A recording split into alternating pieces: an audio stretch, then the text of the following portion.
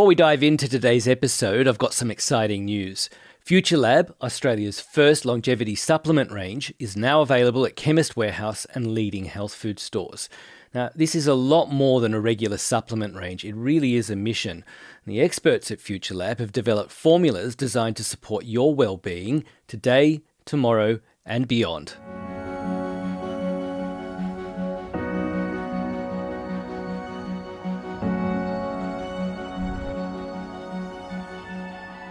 Welcome to FutureLab, where we explore the cutting edge of health span. I'm Danny Urbinder, and with me is my co-host, Dr. Denise Finesse. Hello. And Trevor Hendy. How are you, Trevor? Good to be back. Yeah, really good back to be from back. where?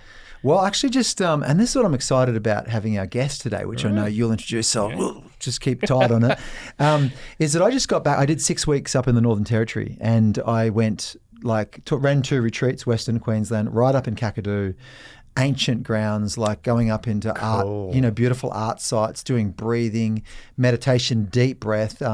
So Breath and Breakthrough, Kane Johnson and Mark Cluer, who we're going to have on soon as well. And we took this crazy journey. And then for the last 3 weeks, then it was just my wife and I and sister-in-law, brother-in-law and some other friends and different people that we love to travel with, just going off right up into Arnhem Land, up into Coburg Peninsula, which is right up where in the Dreamtime stories they talk about that lightning man struck the ground there for the first time and created all life. That's the Dreamtime story. So this had this fascinating magical feeling in the middle of nowhere. So I had this crazy experience this whole time. And then I've moved into this place. I've come back 6 weeks away. Yeah. And before I went, I moved into this beautiful place in Currumbin Valley. It's like my dream home. We've got a waterfall on the property.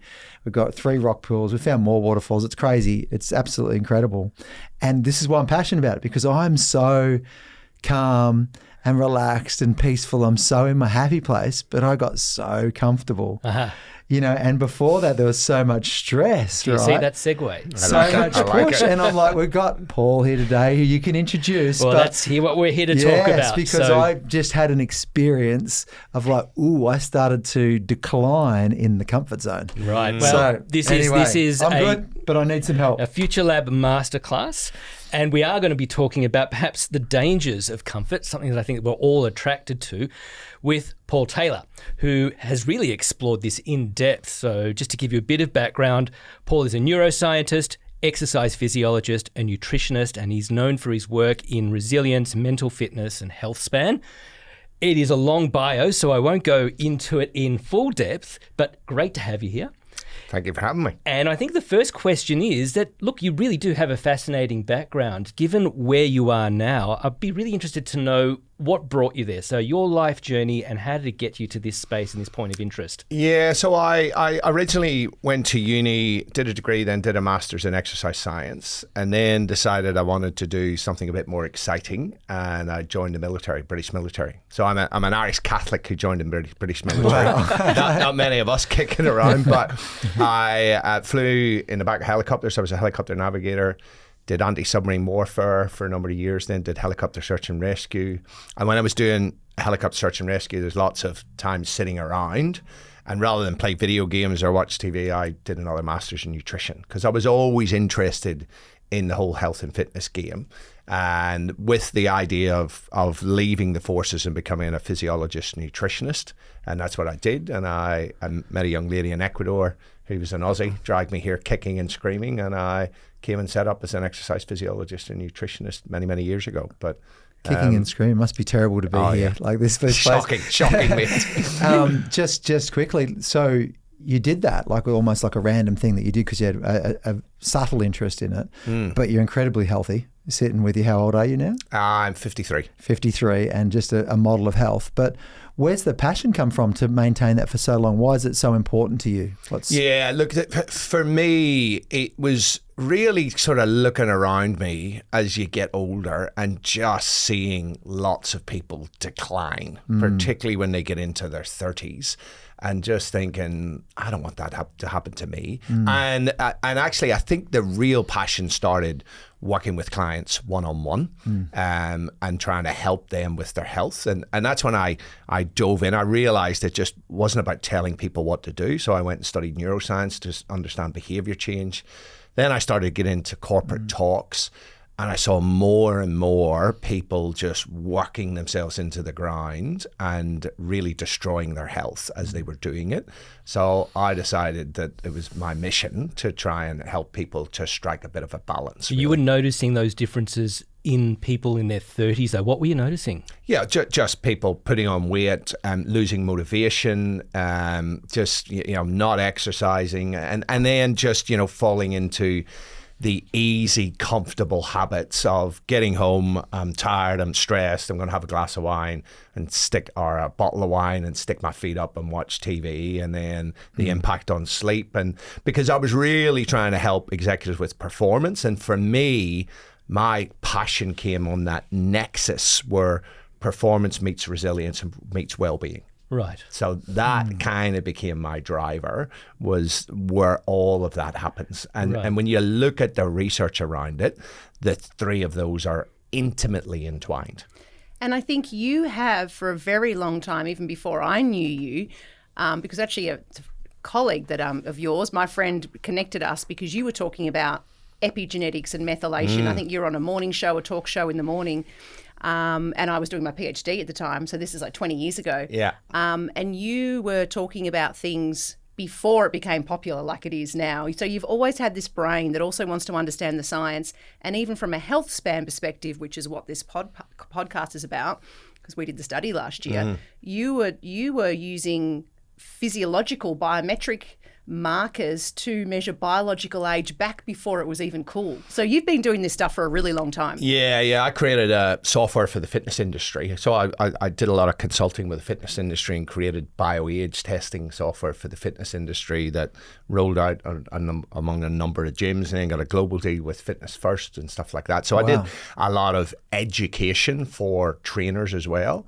And that just kept me sharp. So I was constantly digging for what's next. And I was probably the first person in Australia to talk about the brain benefits of exercise. And that really became my passion. And the brilliant benefits in relation to your health long term? Are we talking about health? Brain. Oh, brain. There's where the accent comes in. I picked it up. That's my Sydney. I got brain. So I had a business called Body Brain Performance, Right. and people used to think it was Body Brilliant Performance. I'm like, where does this come from? So clearly, yes, Aussies don't understand me when I say brain. No, most of it I understand. So what is just throw us in quickly around the brain connection? What is the effect on the brain? Yeah, so physical exercise has an enormous impact on brain function, on cognitive health, on cognitive performance, on mood as well. So really, when you dive into it, every time you exercise, I talk about there's a neurosymphony happening in your brain, right? There's this orchestra of neurotransmitters, but also all the growth factors, the BDNF stuff that we talked about. Let's dive into it. What does go on? I mean, what are some of the major things that happen when we exercise regularly? So when we exercise, what happens? Exercise is a stressor, right? So I've spoken to thousands of people about exercise over the years, and some people say, yes, I'm into it, I love it. And other people say, I don't like it because it makes me feel uncomfortable. And my response to them is, it's supposed to be bloody uncomfortable. That is why it is good for us, right? It is a stressor. And the body reacts to those stressors by upregulating these stress response genes that kick off this really elaborate molecular cascade, right? Where it's basically the body going, hey, geez, this is full on. I need to be prepared to do this again in the future. So it creates all of this adaptation to make you bigger, faster, stronger physically. But the brain really adapts very, very well to that. So BDNF that we talked about, that's been referred to as miracle grow for the brain. So if you remember that, brain-derived neurotropic factor. Yeah. So they call it miracle grow for the brain, which is like fertilizer for the brain. So it helps you to create new brain cells, the connections between the brain cells, it strengthens those. It also protects your brain against damage as well. And then you have other growth And factors. that includes things like Alzheimer's disease, dementia. Absolutely. They are doing trials right now with gene therapy, giving BDNF as a possible treatment for Alzheimer's. So there are clinical trials going on right now. So, But of course, the better way of doing it is through exercise. It's through exercise, because not only do you get the BDNF, you get VEGS, vascular endothelial growth factor, that helps grow all the blood vessels as well. And then something that we talked about earlier, Denise, clotho, which is the pretty magical longevity molecule, is actually increased by exercise that helps with cognitive function. But then independent of that, you get neurotransmitter increases. Everybody's heard of endocannabinoids, feel-good chemicals, but most of the heavy lifting is done by your monoamines, serotonin, which most people know is important for mood and sleep. Then you get dopamine increases, which is important for goal-directed behavior and motivation. Then you also get noradrenaline, which the Yanks call norepinephrine, and that's important for mood and focused attention. And then you get endocannabinoids released, and you'll know about the endocannabinoid system and how important it is, not just for mood, but lots of cellular processes. And then enkephalins, and then these exerkines are released. And then in your contracting muscles, you actually release these things called myokines, which are messenger molecules that we've known for decades help to break down glucose and fat and turn it into energy and then help your muscles get bigger, faster, stronger. But we now know your myokines get into circulation and they have a positive impact on every single organ and every organ system in your body. Wow. Well, that you use the word symphony. Yeah. That's pretty incredible. And it is. And I'm just wondering that sounds like a well-rehearsed symphony. So for someone who is just starting to get into exercise, do they immediately get those benefits, or do they need to be at a point of fitness before they actually start to experience? No. Whenever you're exercising, and particularly when you're getting a little bit out of your comfort zone, you are starting to get all of those benefits. Now, what happens when people start to exercise? If they go too hard, they'll get a lot of lactic acid, and as you know, there's genes involved, a variant of the BDNF gene. People don't like intense exercise, so it's all about coaching people to step into that in the right way. You've just reminded me of my first time back in the gym after about 5 years of no exercise. And I saw the rowing machine there, and there was a little plaque on the board with the record holders for the rowing machine. So you I'll went give for that it? a shot. I reckon I lasted about 30 seconds. I walked out and threw up. Can I throw another bit in there? Because I just, I was referring to earlier, I've been on this tour, came back, I'm living in this place. And when I come back, I was so busy before, been sleeping in, I roll over, I can see the waterfall, I can have a swim in the creek. So there's this beautiful element of rest and recovery, rest and repair. And my buddy Kane Johnson talks about the model of high performance or peak performance equals stress plus recovery. Absolutely. And so 100%. I'm in the recovery phase, which is beautiful. And I'm thinking, this is really healing me. But then I start to go into this phase of going, I'm noticing like a little bit of muscular shrinkage. I'm noticing a bit weaker, a bit tired. My energy's not sort of lasting throughout the day. And so I go to the gym yesterday afternoon because I'm just breaking this pattern now. I go to the gym in the park yesterday afternoon, and as I walked to the gym, the one we went to this morning, I looked there and everything I looked at, I had the immediate thought of, I don't want to do that. I don't want to do that. Yeah. I thought of doing chin-ups. And I got back to 4 months ago doing 3 sets of 8 or 10 chin-ups with my whole body weight. I'm like 95 kilos. So it's decent for my age, grip strength and all that sort of stuff. And then I come back and I'm like, I'll start with some chin-ups. By the end of halfway through the second one, I'm going, I had this feeling inside of me, I don't want to do this. So I dipped into, beyond the rest and recovery, I dipped into this place where your whole system's saying, so you don't want to live anymore? You want to start dying? You want to start decaying? Yeah. Like that's what it Develop felt like. So this is where recovery goes too far, and you start to develop a soft underbelly, as I refer to it. Exactly how I feel. And that's very interesting. That's the other side of the coin, and something that you talk about where comfort is killing us, I suppose. Yeah, absolutely. Look, so I think for people to understand this at a really high level, the human genome has not changed in over 45,000 years, right? Yep. No significant changes, little tweaks around lactase and stuff like that. But fundamentally, there's been no changes. So we have a hunter-gatherer's genome that responds to the inputs from the environment. And so when the inputs are you're exercising, think back in the hunter-gatherer days that there is a need for lots of movement, right? Catching prey, building huts, all of those sorts of things. Surviving and thriving that sort of stuff, right? And so with that stressful lifestyle, it will adapt to that to make you bigger, faster, stronger. But when to you meet say the stressful, demands. we're talking about a different sort of stress to the ones we experience in the modern world. Correct, aren't we? and Yes. we can get to that, Right, right? yeah. But so what happens is it will adapt to that, but then that hunter-gatherer's genome is then wired for taking advantage of comfort, and you can see why that's an advantage if you live such a stressful, hard life, that when you come back from a hard day, you just want to sit around the fire and chat and relax and eat food and stuff like that. The problem is that we've taken that hunter-gatherer genome and we've plonked it into this modern world where it is no longer suited to it, where we sit a shitload. We don't move very much at all, right? And then So we're hunting and gathering on an email. Yeah, that's typing right. emails and, like getting stuff delivered to Exactly, us, yeah. rather than running through the fields. That's right. Yeah. And we don't have to go out and hunt for our food. And there's all of this highly palatable, ultra processed food that we know is destroying us from the inside out.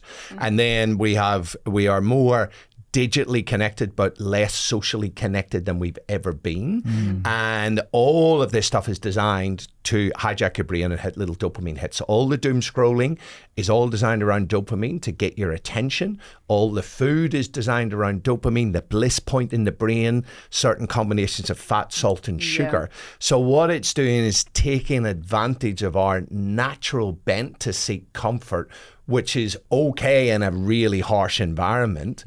But then when you plonk that into this environment, and there's what I call nuclear rewards around there, like around food and doom scrolling and all of that, we get sucked into that. So we have these Like natural addictions drawn Totally. to, feels good. Yeah. Absolutely. But And it is a survival mechanism, you're right. Like, to be comfortable, your body wants to survive, so you're looking for things that aren't going to challenge you or put you in a situation of harm. So it's an evolutionary thing And to protect you. energy but the thing is, conservation as well. Yeah, as Totally. and even genetically, you're saying, there's this gene-environment disconnection.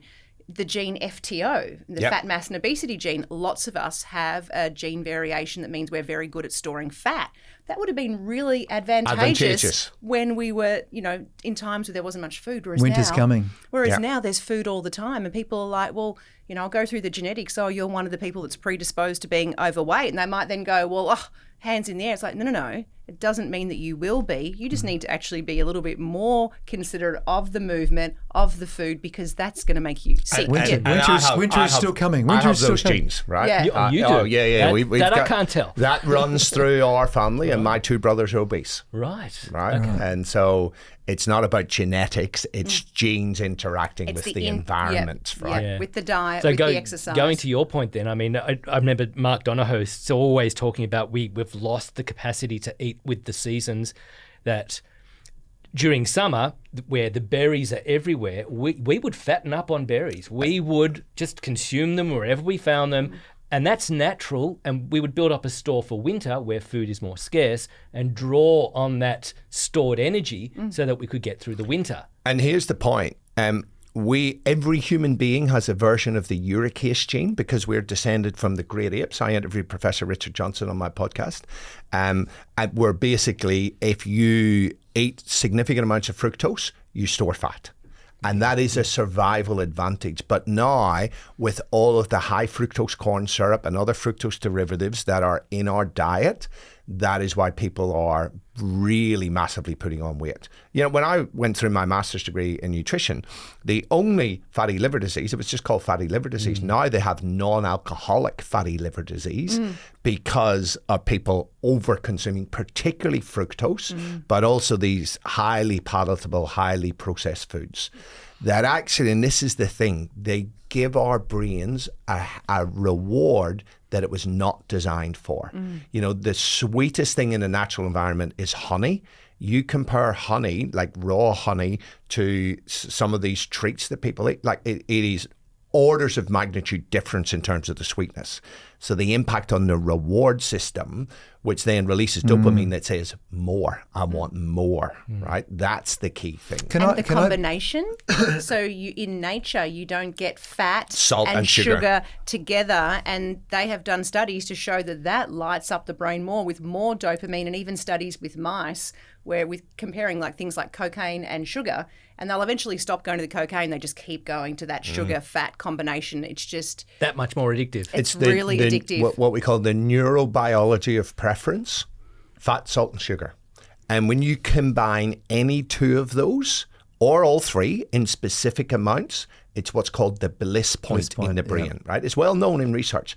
And there are researchers in all these food companies working out the bliss point. And Pringles has the strap line for all ultra-processed food. Once you pop, you can't stop, right? Yeah. And it's because it releases dopamine. Dopamine, a lot of people think dopamine is about pleasure. When you're eating those highly palatable foods, there's other neurotransmitters going, this is lovely. Say you're having a Tim Tam. Dopamine's releasing is going, where's the rest of the packet? Right? When you have a glass of wine, dopamine's like, where's the bottle? Right? Yeah. It's about more. Yeah, dopamine is the molecule of more. It's a molecule Can I just of more. ask you a question that's probably a little bit more personal to me, but still in line? So, as it's known, I do suffer from sleep problems. It's not always, but when I have a really bad night's sleep and I am exhausted the next day, I don't eat carbs. So that's out of my... But when I have a bad night, I seek them out, and it takes a lot of effort to resist. What's going on there? So when you have a bad night's sleep, two things are raised the next day. Cortisol is raised the entire next day, which makes you crave sugary, fatty, and salty food because it's about survival. And ghrelin is raised the next day, your major hunger hormone. What is then reduced is leptin, which has a powerful action on stopping eating and voluntary physical activity. That's so the molecule of enough. When they block the leptin gene in mice, they stop moving and they overeat and they become obese within a month. Really right? obese in a very short amount of time. It's crazy. So what's happening is those three things are changed in you that then makes you overeat and makes you have a preference for sugary, fatty, and salty foods. It's so noticeable. And it's so hard to resist. A, because the craving's there, but B, I'm having a hypo. I actually feel my blood sugar is dipping when normally it doesn't happen. I'm normally steady. I don't eat carbohydrates of any. We're talking like 20 to 50 grams a day, not much at all. Yeah. But when I'm sleepless, I feel hypoglycemic. I feel like I'm craving sugar. It's profound, the feeling. Yeah, it's just your brain. It's just your brain wanting you to survive. I've been sitting on a question for a while, and you keep kind of coming back to it. Is that you said before by design? Yeah. These have been designed to. So we know that the companies, the sugar companies, are experimenting with that bliss point. Yes. Because they know if they get the bliss point right, you'll come back, and you'll buy packets of it, and I've just got to get those each time I go back to the store. But also you mentioned like the doom scrolling. Yeah. And reportedly, I haven't gone right into it, but the Facebook, he was one of the executives in the original creation of Facebook, and he's traveling the world now telling everybody, we sat down and designed Facebook knowing that it would play on your dopamine. Yeah. So the short-term dopamine cycle, we knew you'd become, and they used the word in their original architecture of it, you would become addicted to it. Yeah. So you would need someone to say, God, you look go girl, you look so good in that dress. Oh my God, you're looking so good. And you come back, did someone else say that? What else did they say? That's right. I'll do another photo tomorrow. And then someone else will go, I'll get a bit of that too. And this is what brought everybody away from true interactions to these surface level sugary based interactions of doom scrolling. And what happens, this is really important. So Professor Nora Volkow from the United States, she has showed us very eloquently that whenever you take drugs or have lots of sugar or lots of dopamine drivers, such as doom scrolling, the brain goes, whoa, this is out of limits physiologically. And what it does is it reduces the amount and the sensitivity of the dopamine receptors. And that means you need more just to get the same feeling. Like dopamine resistance, like insulin resistance. Yeah. And there's a gene, there's actually AANK1 that affects the dopamine receptors, and some people are actually at much higher risk of addictive behaviour. Most of our studies are actually in alcoholism. And when I speak to my clients and patients, if I see it, I will sort of say to them, do you have a history of addiction, perhaps alcoholism, drugs, whatever it may be, because you've got this? And I would say 9 times out of 10, honestly, it's that strong in the family history. But my dad was an alcoholic. Yes, this has happened, blah, blah, blah.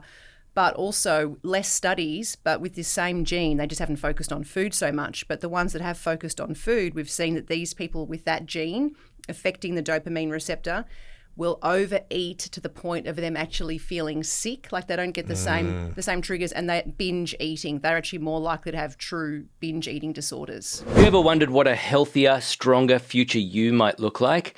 With Melrose Future Lab, Australia's first longevity supplement range, you can now optimise your health span routine by supporting cellular energy, metabolic well-being and muscle maintenance, as well as much, much more. And you can find this range at Chemist Warehouse and leading health food stores.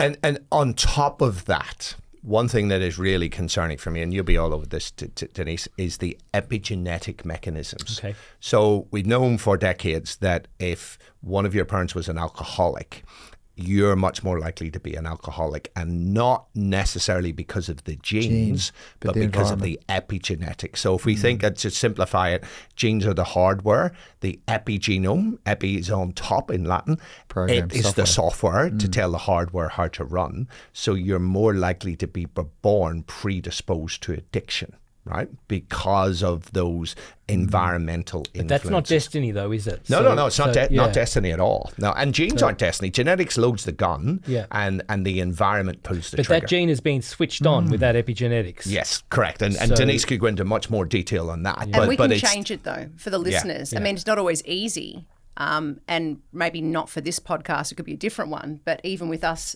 testing methylation epigenetics last year, we saw a profound difference in 3 months through diet and lifestyle. It's more dynamic than what I realised. Now that we have the ability to actually, both of you have got your tests. You haven't done them yet. We're about to do it, The epigenetic testing.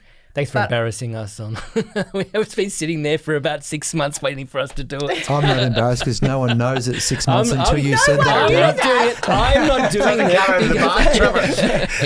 I don't think anyone even knew that you... Yeah, thanks, Dan. I've just revealed my embarrassment. But it's more dynamic than I realised. Yeah. When I first learnt about it, we learnt that these... methyl groups, one of the epigenetic factors that sit on the DNA, are very robust. Every time the cell replicates, new cells made, it would this exact, pattern that these things sitting on the DNA would mimic the exact same one. But we now know that's not true. Very, very, very quickly, these things can be influenced by good things and bad things. Yeah. But big stresses and trauma will have a profound effect on epigenetics. You can come back from it, but you need to do all the things that you're going to be talking about in that resilience space. And stepping into that world of comfort, which we obviously all are programmed to do, is really the worst thing that you can do. Well, let's talk about then that other side of the coin. So we just Can I ask you a mentioned question first? Is that I think in my mind it came up as working with other people. We get caught in what I call the sugar survival cycle. We just hook back in. We need some sort of a sugar, a scrolling sugar. Some actual sugar. It could be some sex or some gambling. It's some sort of sugar that props us up, and then we need more of it to go over and over again. Like for the person who's listening now, how would someone know that they're caught in this? What are the common ways that, I might have said some of them just then, but what are some of the common ways that people recognise that potentially I've got what Denise is talking about, but I'm certainly getting hooked into this? Ask your friends. Right. Because we often we justify our own behaviours, right? And you'll go, and you get very defensive around it as well, right? But for me, a couple of things to note, right? If you pick up your phone before your feet hit the floor, in the morning, you got a problem, right? And then go and check your phone and look how many times you pick it up. You can do that in the screen time settings. If you're picking up your phone 80 plus times a day, you got a problem. Right. This is a great metric. 80 sounds like a very low bar. That sounds hard to me. Certainly, 80 is a low bar, isn't it? My God, if that's a lot. Yes. That is a lot. And a lot of people pick it up more than 100 times a day, right? And just looking at your diet, if more of your diet is stuff that has not been alive, you can look at it and go, Mr. Krispy Kreme donut, I don't remember seeing you running around on 4 legs. You didn't grow in the earth. It's not only that, it's like breakfast cereals, protein bars, all of those sorts of things. Krispy Kreme donut. Yeah, that's right. Then there's issues around it, right? And if you are on a screen right up until you go to bed, that's another sign, right? And then if you're not exercising regularly, that's another sign. So that my stuff thing is- when I looked at the gym equipment and I went, that's a sure sign that I've hooked myself into a cycle where I'm not attracted to it. In fact, I'm repulsed by it. I did it. I actually did a small amount to introduce myself to it because I knew the benefit and I felt great straight after it. But I'm like, wow, I haven't slipped to this point for a long time. And so that's another thing, people were averse to what exercise. happens, you become apathetic. Yes. So that's exactly what you were describing, Trevor. And this is what we see when people are living that sort of a lifestyle just because of all of those, not just the epigenetic mechanisms that Denise talked about, but just your metabolism, right? You are actually destroying your mitochondria, right? We know when we overconsume fructose particularly, but ultra processed foods, it creates an energy crisis in the mitochondria in your cells, right? And then you're impacting upon your brain chemistry, right? So if you're eating shit food and you're not exercising, you're playing Russian roulette with your mental health. Wow. That's what I like. You cannot expect to be in good mental health if you're not hitting at least the bare minimum of the exercise guidelines and eating a good diet and having good sleep hygiene. Like, good luck having good mental health. That's one of the most powerful things I've heard in a long time. If you're eating shit food and you're not exercising, you're playing Russian roulette with your mental health. And this is the thing. This is what I get. That's like, boom, that's I get in your more face. and more frustrated. Like, I've got 2 kids, so I'm very passionate about the kid stuff, right? And I will say to parents, and I said it yesterday on a workshop, like, when an adult says to me, I'm okay with drinking alcohol, taking drugs, eating shit food, I know the consequences, I'm like, that's cool. But when we kill our kids, I've got an issue with that, right? And lots of people are killing their kids by feeding them this ultra-processed food diet. We now know that in the United States and in the UK, 66% of all calories consumed by teenagers are ultra-processed crap. Wow. So that's not processed food. That's ultra-processed. These are things that are in packets full of sugar, full of preservatives, What's the chemicals, difference between flavours. processed and You give me ultra one. processed? So look, a processed food would be stuff like canned fish, canned vegetables, yogurt, cheese, It's been cooked, it's artisan been sourdough preserved, bread, it's been- right? yeah. So there's minimal processing. Ultra-processed foods, typically 5 or more ingredients, made by large-scale industrial processing, and they often have a combination of, and it doesn't have to be all these things, but preservatives, flavor enhancers, colors, emulsifiers that make them feel amazing in the mouth, and they're made from food-like substances and constituents of food, not real food. Chemicals. Right? So Food-like you think- substances and constituents of food. Yeah, that's right. wow. And that's but like, I make it really simple for people. That's great. Low HI diet. HI stands for human interference. Can you see, if you're looking at a piece of food, deciding whether or not you're going to eat it, has this food been alive recently? I can know that it's grown out of the ground, come off a bush or a tree, it's run around on 2 or 4 legs or swam recently and been minimally interfered with by humans, then it's low HI, and that should be 80% of your food. The other 20% is your treat food. And if it's chocolate or ice cream, buy the best damn quality that you can afford and savour that. But don't fill your body full of ultra-processed shit. Because the evidence now, like there was an Umbrella review just produced showing convincing class 1 evidence that these foods are increasing our risk of cardiovascular disease death by about 50%, increasing the risks of anxiety by 48%, and common mental health disorder by 53%. 53%. 53%. So let's think of these kids, these teenagers, who are having such terrible mental health. About, if we're similar to the UK and the United States, which I think we are because we are in the top 6 consumers of ultra-processed foods, right? We need to do a national survey on this. But let's assume around 2/3 of the calories are from this crap. We know it changes the gut microbiome. It causes an energy crash in the mitochondria. It changes brain function in a negative way. And then when they're not exercising, and we know only 2% of teenagers hit the recommended physical activity guidelines, right? That combination and then the doom scrolling, like that is the devil's triumvirate. Good luck having good physical and mental health if that's the inputs going into the system. When we look, well, let's stay with Australia. When we look at our teenagers and the crisis of anxiety, the epidemic of anxiety, that I'm a parent, I know lots of parents, they all have kids, teenage years. To know a parent whose child doesn't have some sort of anxiety disorder is uncommon now these days. Is that the result of what you're talking about? I think it is. It's a huge result of it. And I'm going to throw one other thing in here. So as we said, those ultra-processed foods, 48% increased risk of anxiety. We know that having low physical activity is a massive increased risk of anxiety, and poor sleep is another massive increased risk for anxiety. But what I think is also a factor, right, and this is a bit controversial. Now, I'm not a qualified psychologist yet. I'm doing a PhD in psychology, but having immersed myself in this world in the last couple of years, I think there's too much talk about feelings and emotions and are you okay and are you anxious.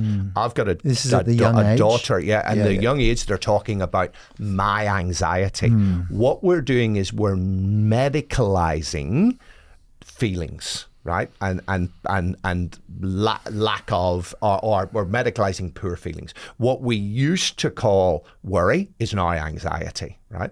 But what happens is that when you're constantly talking about it, that's what your brain commits cells to, and that's where the focus goes on. So I think there's far too much therapy going on now. I think we've overcorrected. There's too much talk about are you okay, and it's okay not to be okay. There's too much talk about anxiety, and particularly with young, impressionable children who are looking for a sense of identity. And what they're starting to see, maybe consciously or maybe subconsciously, identity and attention. Attention and attention, and seeing other people getting attention and oh, poor you because of my anxiety. So and they become victims. Yeah, they become professional victims. Don't they? Start me on the victim stuff. Yeah. We are. We've started you. We've opened a Pandora's box in this one. Let's do a podcast on victimhood. It is this toxic victimhood. You know what I say with people, right? With all this victimhood, and people are going, oh, this person's got it better than me, and oh, woe is me, and all of this stuff, right?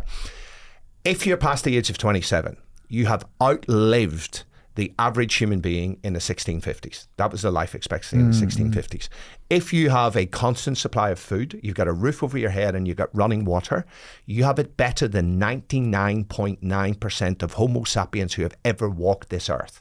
How about you compare yourself to them, not the people who have it marginally better than you, right? We have it easier than all of our ancestors, yet we are going through this mental health crisis. And I've got a little feeling that as you move higher up the Maslow's hierarchy of needs, we become much more sensitive to the whole mental health issues, right? Because when people don't have real problems, like in Sudan right now, or in Gaza, or anywhere around the world where this stuff's happening, when we don't have real problems, we make shit up. Yeah. That's what happens.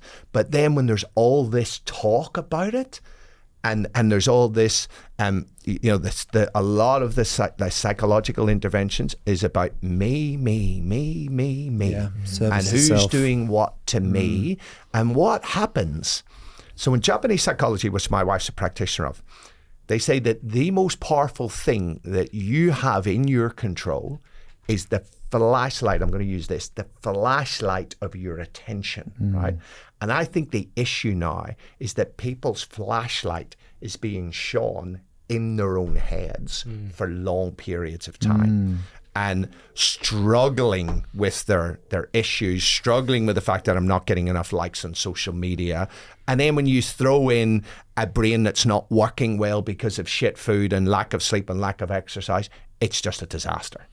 It's also, like I often refer to this as service to self, right? But it's really service to a self that I've established or identified. I did a life mastery talk with these guys, and I talked about my whole story of how I wanted to have attention and be loved and liked and all this sort of stuff. So I became the guy, the winner, and then I got all the attention and everything else, because what you focus on grows. Yes. But the double-edged sword was, now I'm the guy, but I'm actually not really myself. I'm this parody of myself. It's always winning, and like, my hair got longer and blonder, and and the muscles stood out more, and I was hanging out with more famous people or whatever else, because that's the way I molded my persona to survive in the world that I thought I needed to. I needed to become the winner. Yeah. And so whether we want to become the victim or the champion or like whatever it is, this service to a self. Yeah. And the self is manufactured because we're sitting there going, no one's paying attention to me, so I will actually create some attention for myself by, they seem to pay attention when I cut myself. Yeah. Or they paid attention when I ran away and did that thing that they didn't want me to do. Poor behavior, yeah. Yeah, and these are horrible things. I'm not yeah. being discompassionate towards them at all. I'm just saying, wow, it's a trap. And it's this psychology has wrestled us down and gone, hey, why don't you just try this to get a bit of attention? Yeah. And if you get attention, then you're popular. If you become popular, then you've got some sort of a power or an influence or whatever. So there's a whole, once again, designed world that's drawing our kids into this false sense of self. Yeah, absolutely. And Which is not who we are. It's also the rise of the individual that started off with American culture that has really sort of spread around. I'm not blaming the Americans, but it's just about me, and how much can I earn and how good can I be, and social media, it's all look at me. It's all about the cult of the individual, when actually and the benefits we that are come supposed to be functioning, contributing members of a tribe. That's what we are designed for. Well, we are look at ultimately humans, members of a tribe, aren't we? But whether or not we're functionally contributing is a whole different story. The problem we is wouldn't be here. I don't think we would. Look at where we are at the top of the food chain, taking over the world. This is not because we are the fastest animal, the strongest animal, the strongest teeth. I mean, look at humans compared to other animals. We have done it because we have come together. We're problem solvers. We work together. We collaborate. Yeah. However, Someone's and we ingenuity, look someone's after each muscle. other. yes. However, that is becoming so disjointed. Absolutely. Well, look, and Denise touched on this word, you touched on this word, and I suppose it's the other side of the coin, and that word is resilience. So everything we've discussed seems to be the opposite of that. Yeah. Can I just say something on that first? Because your book that you wrote is called Death by Comfort. Yes. So before we go into resilience, that's what everything you've just spoken about is. We want all the things we want to get, and when I get them, I'm now in comfort. Yes. And it's more and more. more and more. And now I'm so basically we've built a rod for our own back, or we're killing ourselves with what we've desired. Yeah. So the Buddhism thing of desire is the great killer. Absolutely. Right? So before we get on to resilience, just any final things around where we've ended up, because we have to break out of that cycle, right? We have to find ways to not be in that cycle, not get drawn in it. And this is the tricky thing, and I alluded to it a little bit earlier, is that when your metabolism runs awry, right? Yep. What happens? Your motivation goes in the brain, and it becomes really hard to pull yourself out of that hole. That's the thing. When you are metabolism just drops. all of that input is destroying your ecosystem. Your motivation to get out of that, the drive to get out of that, becomes really, really hard. That's why people get stuck in a rut. And then when we understand the neuroscience of habits, the brain creates habits to create shortcuts. It's got these heuristics, and we continue to do things that don't serve us well just because they're baked in to the brain, right? And there's so many things that people do on a daily basis that are just automated. So it becomes harder and harder, and it's like a vortex that you get sucked and pulled down from. And it becomes really hard to get out. And that's why some people then, as they get lower down, I call it the whirlpool, and they need help to be able to get out of it. And you need a really strong internal drive. And that's why when me and my wife work with people around this, it's about finding your purpose and identifying your values, and then living true to your values. Your reason to get out of it. That's right. So that's your comfort's telling you to stay in it. That's right. So you got to have a bigger thing than that. So you need to create a vision that people were prepared to work for. And I think motivation is probably not the right word. It's got to be true to them. Yeah, it's got to be something that wakes them up. This is something that I do want, and therefore I'm willing to experience. What is my discomfort. calling here? Yeah. Is there do they know somewhere deep down what they want to do, why they're here for? We talked about it a little bit earlier in the last podcast.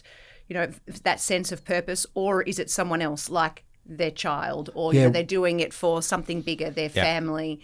What will happen to my kids if I don't change this? How will I be around my grandkids if I don't change this? Where am I going to end up? How will the world be? Can I make a difference in the world? Something bigger than yourself. So part of this whole process, I think we should teach kids right from a young age. The first principle in life is hard. Always has been, always will be. Don't try to not make it hard. When you try to make life not hard, that's when you get in trouble. So if we start from that principle that life is hard, you need to fight. You need to fight for yourself. You need to sometimes really dig deep, right? Epictetus, the Stoic philosopher, summed it up. He said, we must all undergo a hard winter training and not enter into lightly that for which we have not prepared. And he was talking about life, right? So that's, if you start with those two first principles, life is hard. You have to be prepared to do the work. You are going to experience pain. You're going to experience suffering.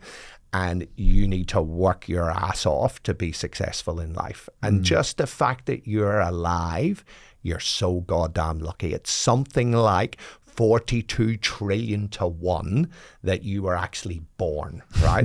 So I like to start from that. I mentioned in the last podcast that it, scientifically, it's almost a miracle that everything comes together and you are born and you are a human. Absolutely. Let alone that we're all born on this planet. Yes, That's right. And I'm sure there I think there's something bigger. The fact that the universe even started and that the Earth started, like when you start to look at the odds, start with a miracle. The odds are ridiculous, right? Yeah. So let's start with the miracle, and that's why I've got a tattoo that says Memento Mori. Remember death. Remember that you are mortal. So that every day I look at that, I go, how freaking lucky am I just to be alive, right? If we start from those principles, I think life would be very, very different. And if we teach our kids that. I also think we need to talk about the joy. Like, obviously, I think what you're saying is right, because life isn't easy at all. Yeah. And when you're born into something and everything's handed to you, you're expecting it to be easy, then you don't have the resilience, which is what you're going to talk about. But at the same time, there's so much love and joy and pleasure in life 100%. as well. 100%, yeah. So one thing I put on that is gratitude. Gratitude, and combining gratitude with awe, right? And it was my wife who nudged me into the awe thing. But often I'll turn the tap on and I'll just be doing something, have a shave or something. I'll turn the tap on and then I'll step back and I'll go, how fucking cool is that? Running water. Yep. Right? And then occasionally I'll turn a light on, I'll go, fucking hell. How does that shit happen? Yeah. How does that happen, right? And then you get out into nature and it's like, if we would just slow down and take the time, there's so much awe around us. And then if we layer gratitude over that, it just becomes a game changer psychologically. Yeah. Our house is on rainwater, this new place we've gone to. Oh, cool. And it's a good sized tank. But when we first got there, it was like 2-3 weeks later, there's no water, and then it's like this appreciation takes something away, like your health or your running water, because we ran out. We hadn't had rain in that period of time, and it fills up super quick when you get rain. And so it blew my mind the other day when we finally got rain.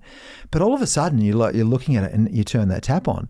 Not only is it incredible, but as it's going down the drain, you realize it's a really valuable resource. Yeah. And so we're capturing it, and you wet your toothbrush, turn it off, and then you have a shower, and you lather up, and so the whole family have started to become better humans because one thing that we've had to stay true to is we've got a limited resource of this water. So all of a sudden it's being trained into our brain that a resource is something that you value. Yeah. You don't just spit it out and you pay for it at the end of the 3 months or month or whatever your water bill.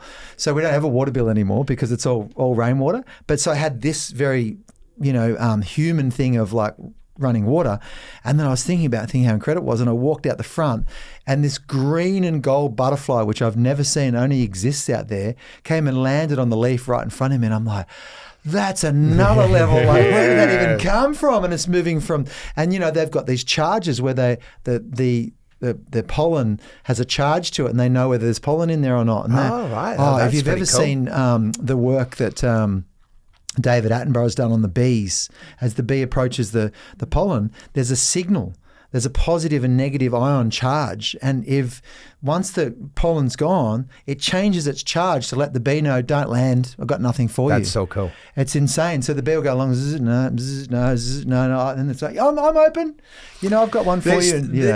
I love that story. And it brings to home what the Stoic philosophers used to say, that if you can't feel gratitude, go without, right? So sleep on the floor for a few nights.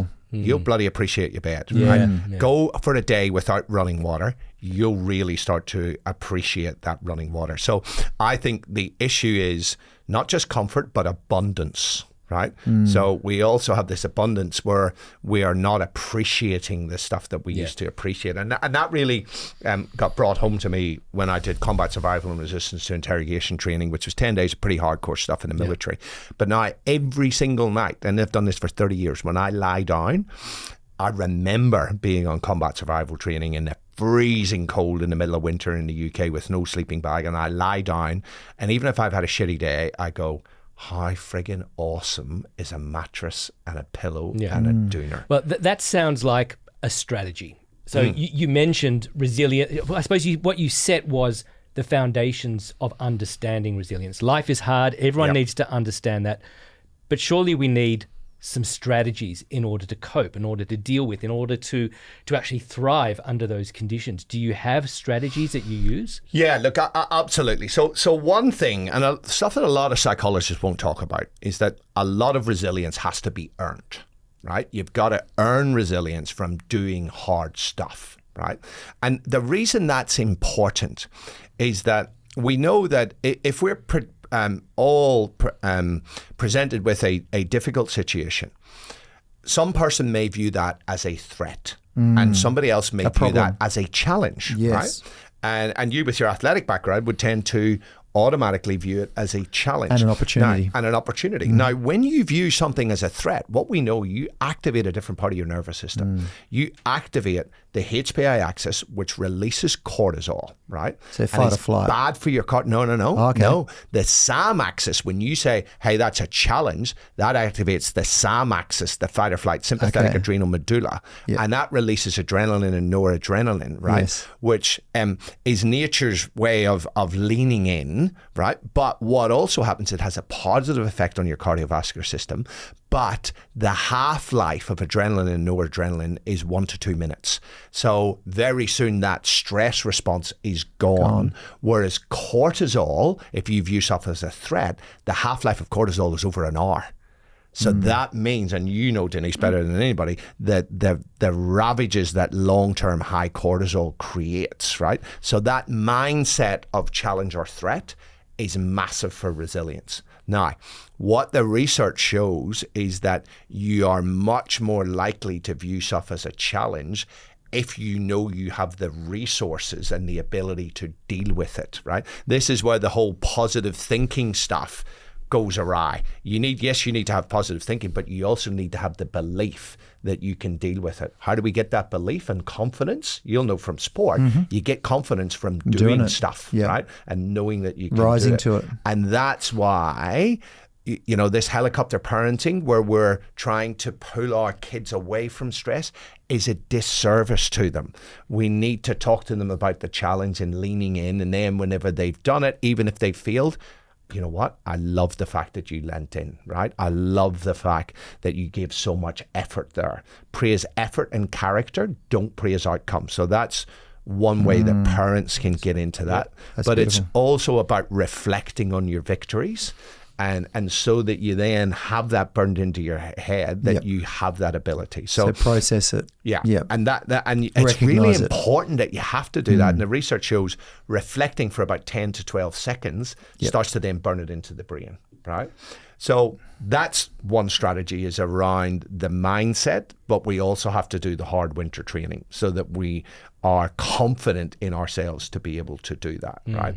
And then it's about, again, another mindset thing would be growth mindset from Carol Dweck, which is actually a spin-off from the hardiness research, which we can talk about a little bit later on. But it's that whole thing that I can become good at something if I work hard enough. And that's where the praise of the parents and the teachers come in, where you praise effort, you don't praise outcome, right? So saying to your kids, or you don't praise talent. If you say to your kids, oh, you're really good, you're really talented at that, what we know, even if they are talented, when they get to senior school, their peers start to catch up with them. When they get to university, they get passed, because that whole belief then starts to become success is about talent, and if I'm not talented at something, there's no point in working at it. So having that approach, that growth mindset that I can become good at anything if I work hard enough, that is really key for resilience as well. And then looking back on mistakes as an opportunity to learn. When I was in the military, every single time we flew an aircraft sortie, we did a debrief without exception. And debriefing what went well, what didn't go so well, what could have gone wrong. So, and when a mistake happened, not only did we learn from the mistakes, but then everybody heard about the mistakes, right? Anytime there's an incident in the aircrew world, in the British Armed Forces, it was promulgated out to all of the armed forces, and the aircraft captain had to read that incident before they could sign out from their aircraft.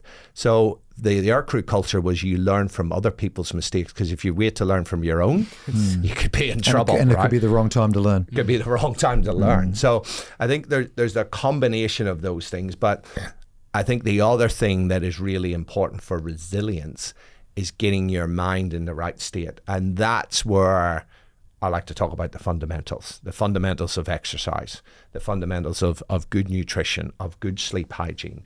Like, these are really, really critical so that your brain is operating in the right way. Yeah. So it's a complicated process. I actually like to talk, I don't just talk about psychological resilience anymore. I think that's a misnomer. I talk about psychophysiological resilience, right? Because it is all one, isn't it? One cannot be separated from the other. I tell you, psychology massively influences physiology, but I think physiology has a bigger influence on psychology. Right. Yeah. You're starting to see the rebound, like how it comes the other way. Now, so I was going to ask, just on that point, so we're talking a lot about kids and how to set the foundations to ensure that they are resilient through life. For many of us as adults, we haven't gone through those building program, whatever else. Yes. Many of us don't have the resilience that we would like to. Is it too late, or can we build it at any age? No, you can build it at any age, right. but you need to do certain things. So, and again, I'm going to come back to it. A critical component of it is you got to do hard stuff. Yep. You got to get comfortable with being uncomfortable. I'm a big fan of cold showers and cold water exposure, right? Yep. Now, there's currently debate about, how much physiological benefit do you get from these things? What's the right dose and all of that? For me, a lot of it is psychological, right? It's just about getting comfortable with being uncomfortable, to turn that lovely warm shower to cold for 30 seconds, or to get into that cold swimming pool, or if you want to go extreme, to get into the ice bath for a minute. Because Not we know like what I did when I got excited that second time and, went under, and then I had that, you explained it to me, that when the mammalian dive reflex. Yeah, because I sucked in all the ice and then I came and it was like out my nose and too excited. But what I would say to people with the cold shower stuff too, because I work with some people that have got, they're burnt out, autoimmune stuff, adrenal issues, is that sometimes we need a moment of kind of, I guess, nourishing before we get into some of those stresses. But the stress is definitely 100%. part of it. Yeah. So once you've built up a little bit of resilience through nutrition, through sleep, through, making sure there's no deficiencies in sort of all the nutrient stuff, getting the good food in, then with those cold showers, because the stress has to come in, starting with just what you can, even if it's 5 seconds, and building up, building. That's a really good thing. The when you do hard stuff, the stress that you expose yourself to has just got to stretch you a little bit. Mm-hmm. If it stretches you too much, it can have a negative effect. And then there's the concept of progressive overload, which, Trevor, you will know this very well from your training. Yep. You then have to progressively overload the system, right? So if forevermore. I mean, this is just... That's how we adapt, right? So if I was being your trainer when you decided to go scared. I would be saying, Danny, we ain't going to go for the rowing record. We're going to come in and I'm just going to push you a little bit out of your comfort zone. And at the end of that session, I'm going to go, that hurts. Mate. Don't do that. Only because you did a good session. Yeah, I'll go, mate, that was freaking awesome. Go home and be proud of yourself. You're like, you did really, really well today. And I'll see you next week. I already feel good about myself. Great effort. I didn't even do it. And he's making me feel good about myself. Then the next time we come in, it'll be a little bit harder, and then a little bit harder, and then we'll be tracking your progress, right? And giving you feedback. Because one of the things that we know, the biggest driver of long-term behavior change is self-efficacy. The belief that what I'm doing is making a difference. Yes. Right? That is hugely important. That just then builds your confidence, and it builds your drive and your motivation to do more. But then again, we'll come back to the whole thing about purpose and values. So we sit down with our kids once a year and go, okay, what does it mean to be a tailor, right? What are the values of being a tailor, right? And our kids will come up with, we're healthy, we eat well, and we challenge ourselves, right? And so we have these set of values, and I think every single person should have a set of values. So for me, one of my key values, the reason I don't drink like the Irish ex-military guy that I would like to drink like now. Remember, I was going to say that, right? But the reason, particularly as I got a little bit older and we know things get harder, and now recent research has shown that there are a couple of phases of aging at around the age of 44 and then the age of 60. We did a podcast on it yesterday. Third one at about 78. Yeah. Correct. So, it gets harder. And then I'm like, you know what? I got to pull back on this stuff. And for me, tapping into the value of authenticity. So that's a really important value of mine. You and I had a lot of chats about this because, we're very social people. We like to have a drink. We did the healthy aging study. That was the protocol that I had was a maximum of 2 standard drinks per week.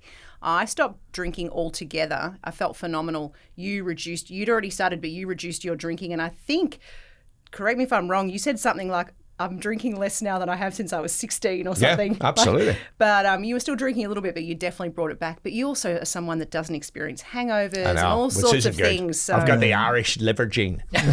So I've looked at his test results, and he doesn't have any negative epigenetic changes linked with alcohol. It's phenomenal. Which, if you ask any of the people who know me, would be completely astounded by that. But that's a form of resilience, isn't it? Yes. It is. So he doesn't get hangovers, he exercises. I guess there's so many things going on. And so I also have a thing. It was my wife has just always been like, my God, how do you do it? Like, no matter, and I still give it a nudge every now and then, don't get me wrong.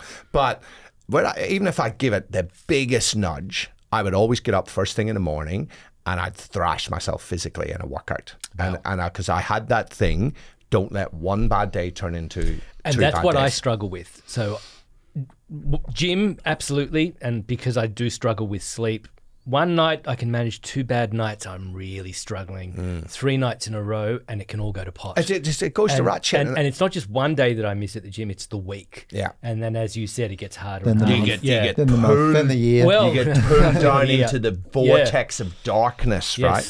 And look, that's maybe something that kind of got instilled or reinforced in me in the time of the military. But I interviewed a guy on a podcast, Paul Watkins, the other day. Great guy, public speaker, amazing athlete.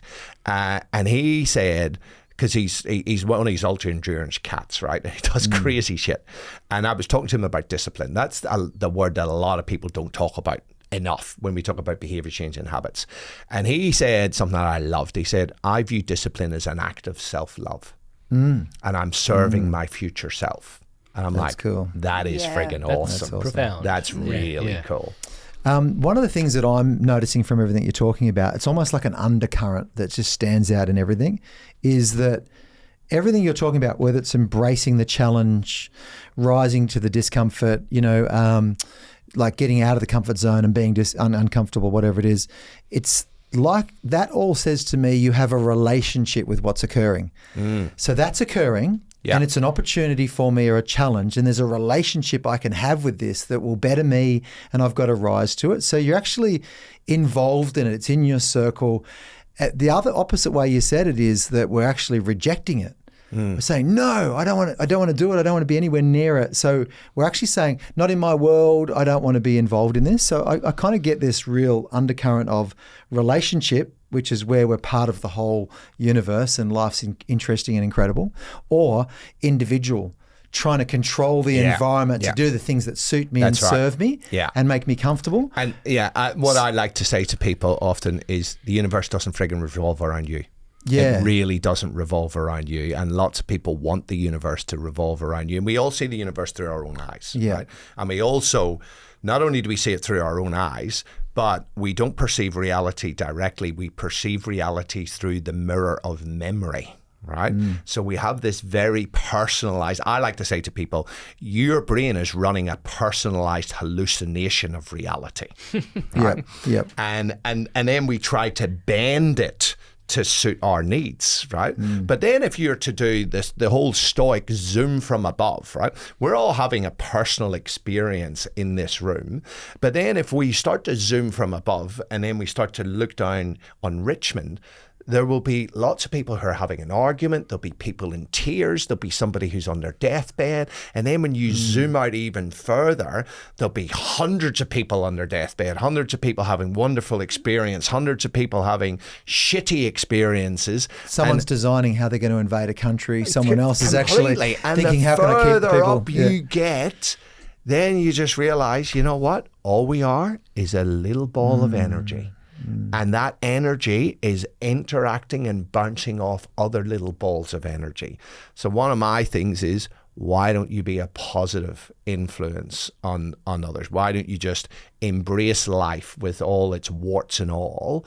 And again, a Stoic thing, but also Viktor Frankl said, we all get to choose how we react to our circumstances. You don't get to choose your circumstances, but everybody gets to choose their own attitude, to choose your own way. And that's why I choose to have the relationship with stuff and to lean into stuff. I love the big picture of what you're saying also, because if we did go right out and we saw us as little balls of energy, what we also know from studying blood and studying all sorts of different cellular things is that we can actually go around as a ball of energy and activate that ball of energy over there and activate 100%. that. So all the lights are coming on all over the place. Ping, ping, ping. And then there's other balls of energy that are trying to go, shut back, Deb, go back to sleep. Yeah. Like you talked about designing before things that actually put us in that trap.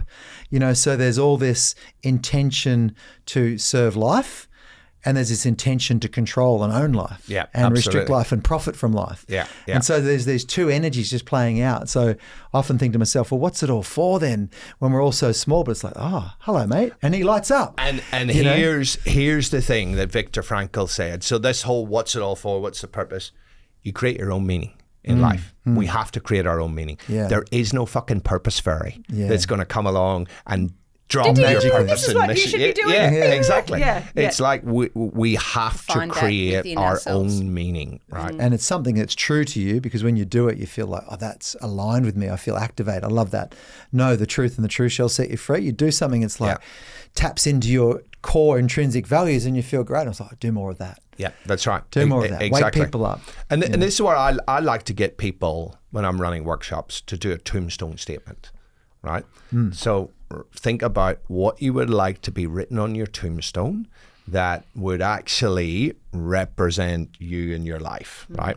And my tombstone statement came from a time in the military. We maybe talk about this on the other podcast, when 8 mates of mine got killed in a helicopter crash, and I decided I wanted to do something different. And I'd been writing a blog just around health and well-being for the squadron, because that was my secondary role, sports officer.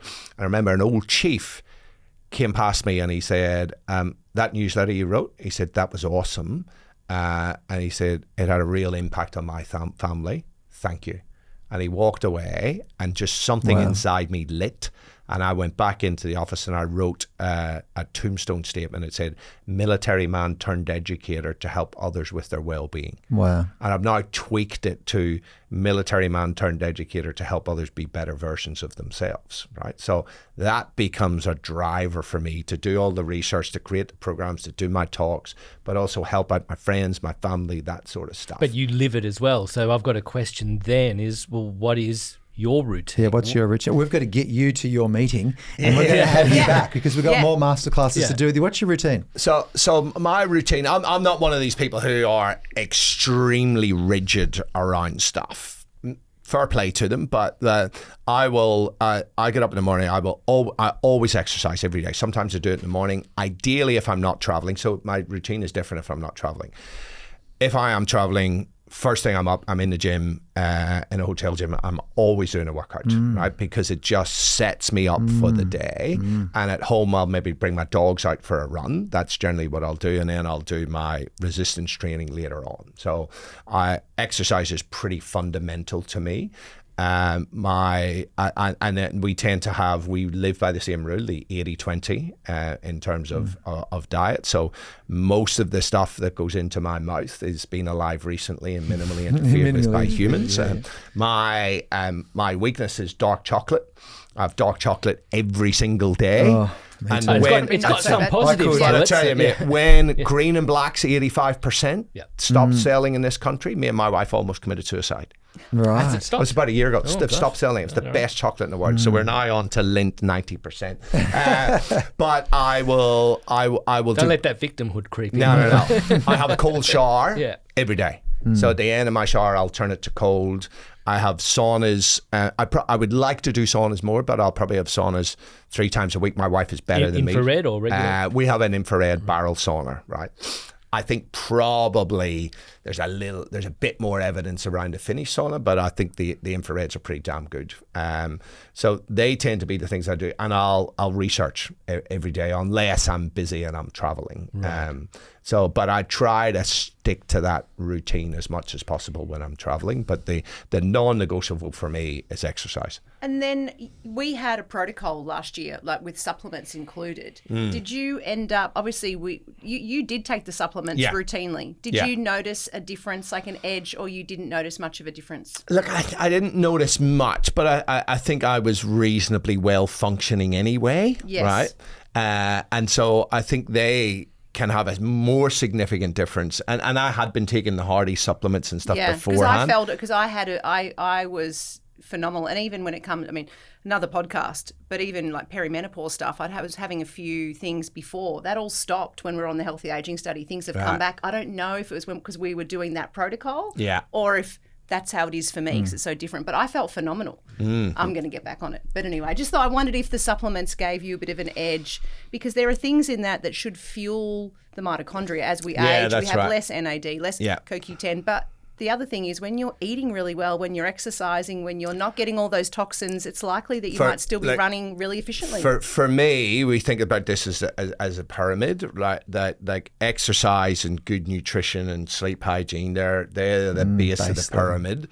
And the kind of supplements is the cherry on the top, right? Correct. So, if your base isn't great, I think the supplements can really help. Or if you're improving, the supplements can really help. But I think if you're at a good level, you may not notice it.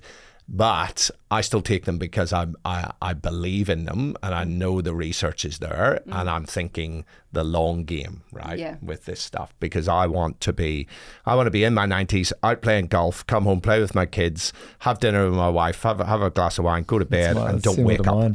Don't wake up, right? Okay, so we give you, let's say we're all working on longevity. We've got to move you on for you. Health span, a longer life, better functioning. So if you got another 10 years out of life in your 70s, 80s, 90s, which you've just mentioned, yes, why would you want it? What do you want to do with it? Travel. Yep. I am a frustrated backpacker. I've haven't been seen it all yet. 60 odd countries in the world. I want to hit 100 before I die. And as soon as the kids are out of the home, me and my wife will be traveling. Now I would be traveling 12 months a year, but as my wife has rightly pointed out, we still need to see the kids. Me and my wife will come and meet you wherever you're going to. We're the same. Cool. We're the same. Yeah, where do we find you, mate? Where can people come across your work? Probably the best place if people want to hear more is the Paul Taylor podcast. Yep. That's pretty easy to remember. Yep. And my website is paultaylor.biz, B-I-Z. I think I'm shit on social media, but I think Instagram I'm at paultaylor.biz. Yep. And that's pretty much it. Fantastic. And you've got a book for people that want those strategies too, Death by Comfort. So Death where you go through all of that. Yeah. Fantastic. And I'm writing another book. At the minute.